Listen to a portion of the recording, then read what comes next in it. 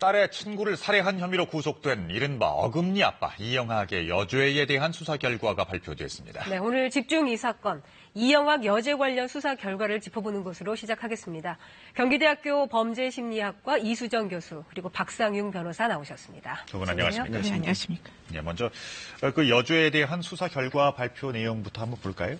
네, 지금 이제 여죄 발표하고 기소 의견으로 이제 넘긴 그 부분들이 추가가 됐는데요. 네. 일단 첫 번째가 이제 아내와 연관된 것입니다. 네. 아내가 투신 자살을 했는데 지금 여러 가지 이제 동영상들이 발견이 돼가지고 성매매 강요, 알선이 이제 성립을 했고요. 네. 그렇기 때문에 그 상대방 남성 12명도 이제 다 성매매 혐의로 지금 기소 의견으로 넘어간 걸로 알고 있고요. 그리고는 이제 불법 동영상, 다 성매매와 연관된 그런 성관계 동영상과 연관해서도 기소 의견 송치가 됐고, 그리고는 지금 이 후원금 받은 부분 하나도 보고를 안 했습니다. 네. 그래서 그런 불법 모집과 후원금과 연관된 이제 사기 범죄로 기소 의견으로 이제 송치가 됐고, 이렇게 후원금을 받으면 기초생활 수급비를 더 받으면 안 되잖아요. 네. 그런데 이제 그런 것도 부정수급을 했기 때문에 이 부분에 대해서도 기소 의견으로 송치가 된 것으로 알고 있습니다. 네, 하나하나 먼저 좀 짚어보죠. 먼저 그 아내와 관련해서 뭐 자살이다 아니다 뭐 말도 많았었는데 네.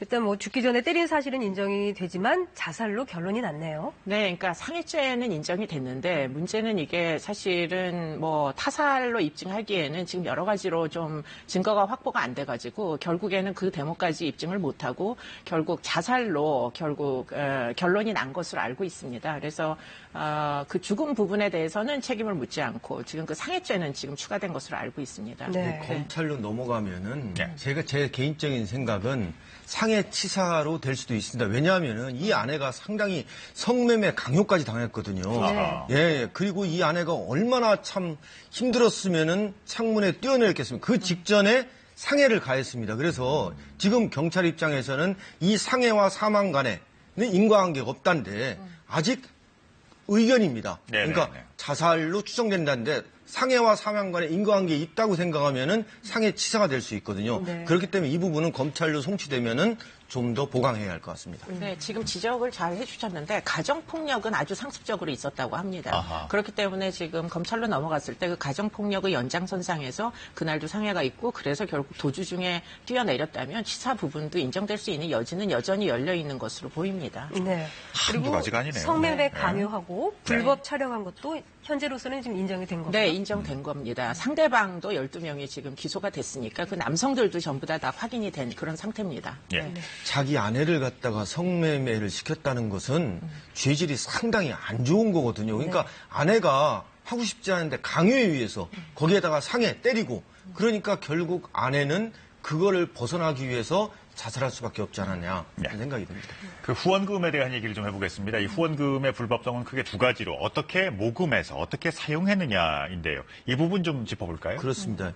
이 이영학이가 2005년부터 2017년까지 자기 딸을 빙자해가지고 후원한 금액이 한 12억 원 됩니다. 네. 그런데 이게 공소시효가 10년이거든요. 그러니까 네. 2005년도부터 2007년까지는 이게 공소시효가 만료돼가지고 할 수가 없습니다. 그래서 2007년부터 2017년까지 후원금 모집 그걸 처벌을 해야 되는데 문제는 뭐냐면 이영학이가 처음에 했던 것은 그 신고를 안 하고 한 거 그거는 이제 처벌이 받습니다. 문제는 이영학이가 굳이 후원금을 받을 필요가 없었는데도 후원금을 모집해가지고 사기를 친 거죠. 네. 예, 해가지고 그 후원금 모집을 빙자해가지고 그거를 자기 개인으로 쓴 겁니다.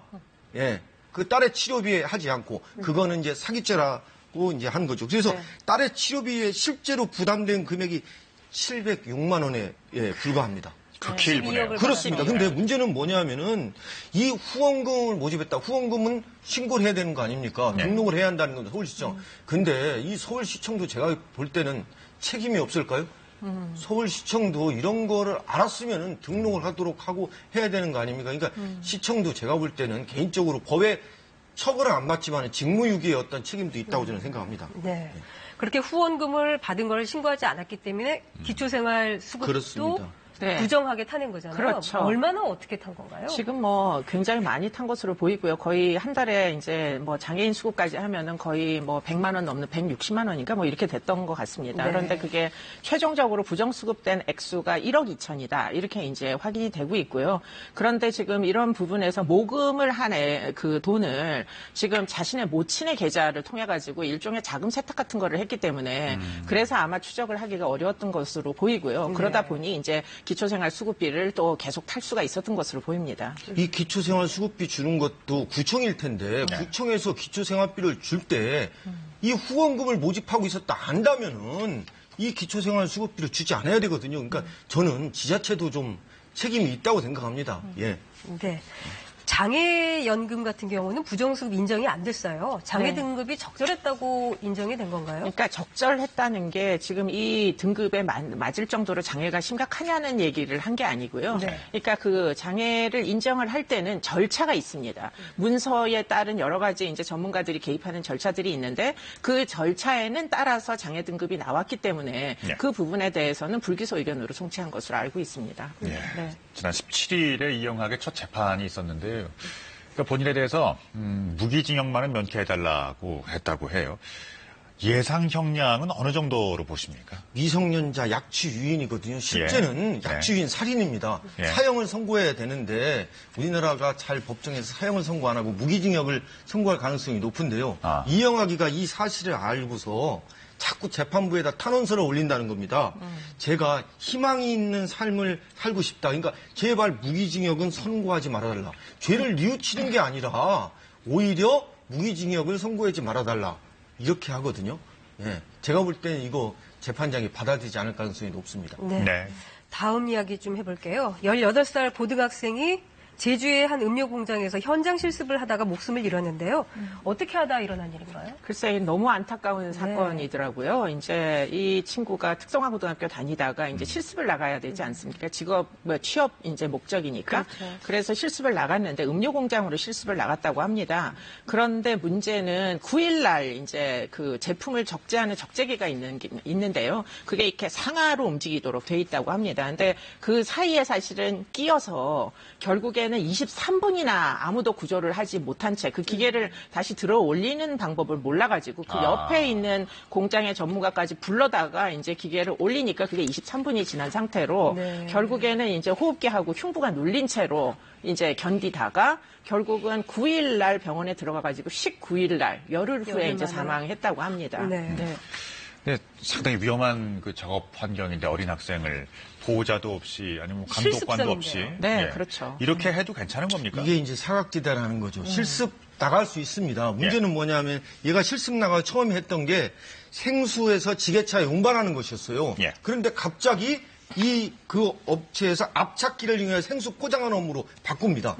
프레스기가 있거든요. 압착. 자칫하면 다칠 수가 있거든요. 예. 그럼 작업 내용이 위험한 환경으로 바뀌면은 당연히 이거에 대해서 안전 요원을 배치를 하고 또 작업 내용이 바뀌었다라고 해 고용노동부에다 제가 볼 땐 통보를 해줘야 된다고 생각합니다. 근데 이러한 것이 제대로 이루어지지 않았다는 거에 대해서 큰 문제가 많고요. 지금 여기 보면은 뭐 근로계약서라든가 작업일지 이거는 형식적으로 이렇게 뭐 한 게 아닐까 하는 그런 생각이 들고요. 한 가지 더 안타까운 것은 이 사람 그 산재 청구서에 보니까 이 학생 산재 청구서에 보니까 지금 다 눌려가지고 있는 상태에서 23분이 지난 다음에 와가지고 구조를 했습니다. 네. 이거는 뭐냐? 지금 앵커님 말씀하신 대로 그냥 사고 놔두고 딴 데 있었다 이거죠. 그리고 그런 사고에 대비해서 프레스를 갖다가 여기 정지시키고 끌어내야 안전요원이 있어야 되는데 이걸 배치하지 아무도 않았다는 없었다. 거거든요. 네. 예.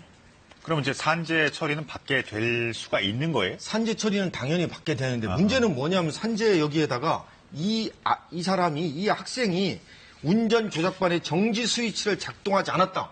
이 학생의 과실을 자꾸 적시했다는 겁니다. 이거는 이 학생의 과실을 탓하기에 앞서가지고 안전요원을 제대로 못 배치하고 그 다음에 구조 활동을 제대로 못한 이 업체의 책임이 크거든요. 네. 예. 그 업체의 법적 책임을 물릴 수 있나요? 있습니다. 업무상 과실치사 이거 별도로 형사상의 업무상 과실치사 책임을 물을 수 있고요. 또 하나는 문제는 뭐냐면은 이 표준 협약서라는 게 있습니다. 예. 협약서에는 그래도 썼지만은 실질적으로는 이 협약서에 하지 않은 대로 일이 많은 날에는 오후 8시부터 12시까지 연장 근무를 시켰습니다. 이거 하려면 애는 동의할 수밖에 없거든요. 그렇죠. 고용노동부나 학교에다가 통보도 해주고 해야 됩니다. 그래서 네. 이 지금 고3 학생들의 실습, 인턴, 여기가 가장 인권의 사각지대라고 생각합니다. 근데 왜 현장에 혼자 있게 했을까요? 그러니까 일단은 원래는 이제 그 관리 감독을 나가야 되는 사람들이 있어야만 하는데 지금 물론 현장에서 그 기업체에서 이제 담당자가 그 자리에 없었던 것이 이제 1차적인 책임이고 지금 이런 종류의 문제가 생기지 말도록 일단 아이들을 내보내는 특성화 고등학교에도 사실 관리를 해야 됩니다. 자기 네. 학생들이 이제 현장에 나가서 실습을 하니까. 그런데 원래는 취업 지원관이라는 자리가 있어서 아이들이 근로 환경이 이제 제대로 그 계약 안에서 정해진 대로 운영이 되는지를 확인하러 정기적으로 나가야 되는 업무를 보는 사람이 있어야 되는데요. 네. 지금 예산 관계가 부족하다고 해가지고 그 자리를 없앴다고 합니다. 최근에. 그러다 보니까 학교에서는 일단 아이들을 이제 수련 실습을 내보낼 수가 있는 거고 기업체는 싼 값에 이제 비정규직 노동자들을 쓸 수가 있는 거고 그리고는 이제 정부 기관에서는 사실 통계치만 가지고 아이들이 이제 취업을 했다는 통계치 실적만 늘리는 데에 혈안이 되다 보니까 이 새 이제 에이전트들 사이에서 이 아이들이 결국 희생이 되는 이런 사고들이 발생하는 거죠. 네, 참 안타까운 게 이런 죽음이 근데 처음이 아니라는 겁니다. 지난 1월에 전북 전주에서는 통신사 고객센터 현장 실습생인 홍 모양이 홀수를 다 채우지 못했다면서 스스로 목숨을 끊는 그런 사건도 있었는데요. 이렇게 위험하고 열악한 실습 현장에 내몰리는 학생들의 실태를 정리해봤습니다. 특성화고 출신인 오모 씨는 현장 실습 기간이 끔찍했다고 말합니다. 회사가 식사 시간을 빼고는 휴식 시간도 주지 않았고 개인 휴대전화까지 걷어갔기 때문입니다. 또 하루에 12시간씩 근무했던 오 씨가 받은 월급은 고작 80만 원에 불과했습니다. 그래도 뭐 사람 사는 데인데 뭐 일하는데 그 정도겠었는데 그 정도 맞더라고요. 많이 열악하고 힘들었던 것 같습니다. 심지어 해외에 있는 공장으로 실습을 나가야 했던 학생도 있습니다. 한 전자업체에서 현장 실습을 했던 임 씨는 갑자기 베트남으로 파견이 됐습니다. 많게는 하루 22시간씩 혹사를 당했지만 고등학생인 그가 받은 월급은 고작 120만 원에 그쳤습니다. 정규직도 아니었고 미성년자기에 그런 말을 좀 쉬고 싶다고 이거 표준협약서에 위배된다고 이런 말을 하기가 좀 힘들었죠. 지난해 5월 구의역 스크린도어 사고로 사망해 많은 이들을 안타깝게 했던 김군 역시 현장 실습생이었습니다. 김군은 고장난 스크린도어를 수리하던 중에 진입하던 열차에 치여서 숨졌는데요. 인력이 턱없이 부족해 식사도 제대로 못한 김군의 가방에서 미처 뜯지 못한 컵라면이 발견돼 주변을 더욱 안타깝게 했습니다. 자, 이렇게 반복되고 있는 그 불합리한 상황들 어떻게 예방할 수 있다고 보십니까? 일단은 뭐 협약서라는 게 있습니다. 표준 협약서. 말 그대로 표준적으로 만약에 지키기만 하면 큰 문제가 없다 이렇게 보이는데요. 관리 감독을 이제 제대로 못하는 정부 당국에서 책임의 소재가 있다고 전 생각이 듭니다. 네. 그래서 노동부나 아니면은 지금 이것도 교육의 연장선상이거든요. 그렇기 때문에 교육부가 서로 업무 협약을 해가지고 지금 이렇게 그야말로 아주 불안정한 근로 조건에서 근무를 하는 이런 수련생들, 연수생들을 좀 복지를 지원하도록 네. 인권이 보호되도록 그렇게 해야 될 것으로 보입니다. 예. 네.